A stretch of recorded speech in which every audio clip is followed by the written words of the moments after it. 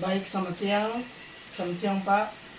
Perkenalkan, nama saya Sakira Skolo, NIM 2101150053, kelas B, semester 2. Baik, di sini saya akan menjelaskan mengenai konsep dasar belajar motorik.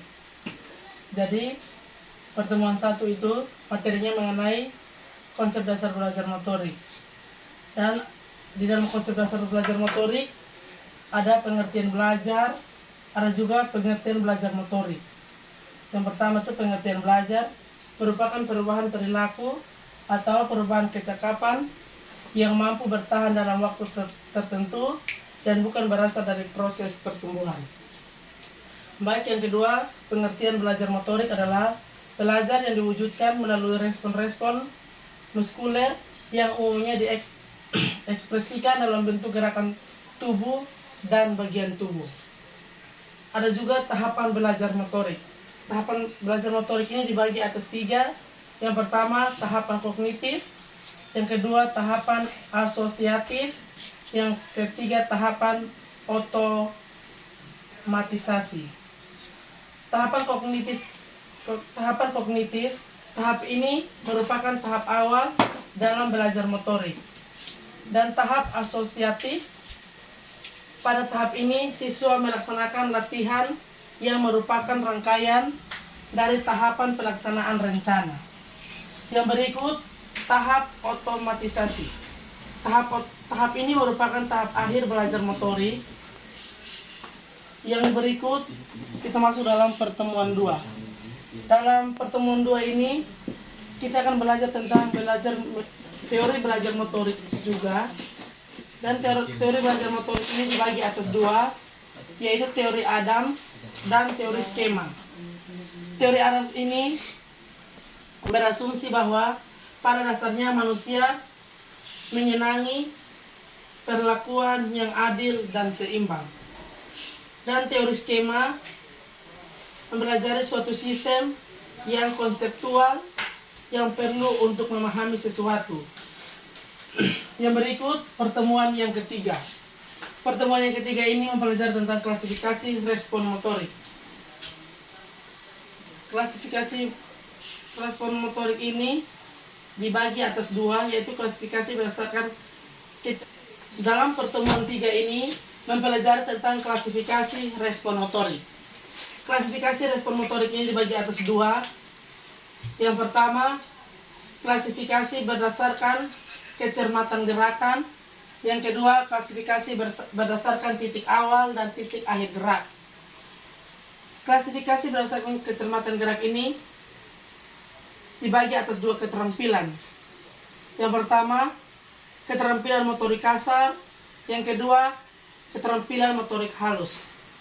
Keterampilan motorik kasar ini menjelaskan tentang keterampilan motorik yang melibatkan otot-otot besar sebagai penggerak utama. Dan klasifikasi berdasarkan titik awal dan titik akhir gerak ini menjelaskan tentang keterampilan motorik diskritif, keterampilan motorik serial, dan keterampilan motorik kontinu. Kita masuk dalam pertemuan 4. Pertemuan 4 ini menjelaskan tentang klasifikasi kawasan psikomotor. Kata kawasan adalah bagian utama dan unsur. Ada juga gerakan psikomotor tubuh manusia. Yang ada 6 gerakan, yaitu yang pertama gerakan refleks, yang kedua gerakan dasar fundamental, yang ketiga kemampuan perspektual, yang keempat kemampuan fisik, yang kelima gerakan keterampilan, dan yang keenam komunikasi non disklusif. Dan kita masuk dalam pertemuan 5. Pertemuan 5 juga masih menjelaskan di sekitaran klasifikasi kawasan psikomotor. 5 ini masih membahas juga tentang klasifikasi kawasan psikomotor yang sudah saya jelaskan di pertemuan 4. Jadi tidak bisa baik, kita masuk dalam pertemuan 4 dan pertemuan 5, yaitu membahas tentang klasifikasi kawasan psikomotor. Kata kawasan ini adalah bagian atau unsur. Yang berikut, gerakan psikomotor tubuh manusia ini bagi atas 6. Yang pertama, gerakan refleks. Yang kedua, gerakan dasar fundamental. Yang ketiga, kemampuan perspektual. Yang keempat, kemampuan fisik. Yang kelima, gerakan keterampilan. Yang keenam, komunikasi non-diskursif. Baik, kita akan masuk dalam pertemuan 6 dan pertemuan 7. Pertemuan 7 ini akan membahas tentang teori psikologi belajar. Teori psikologi belajar ini dibagi atas dua, yaitu teori behavioristik dan teori koneksionisme dari Konrik. Baik, kita masuk dalam pertemuan yang terakhir, yaitu pertemuan yang ke-8. Pertemuan yang ke-8 ini akan membahas tentang teori kognitif dan teori Bloom. Teori kognitif ini Teori kognitif ini dibagi atas 6 bagian. Yang pertama, evaluasi, sintesis, analisis, penerapan, pemahaman, dan pengetahuan. Mari kita akan masuk dalam teori Bloom.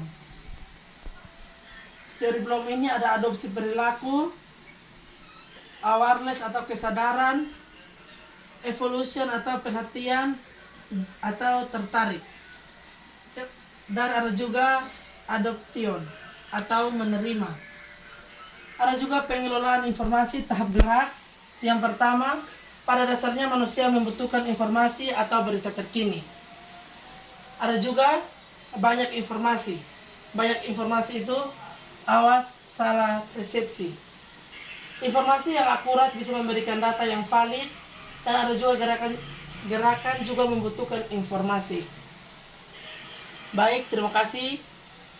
Itu saja penjelasan saya mengenai teori belajar motorik dari pertemuan 1 sampai pertemuan yang ke-8. Sekian dan terima kasih. Selamat siang.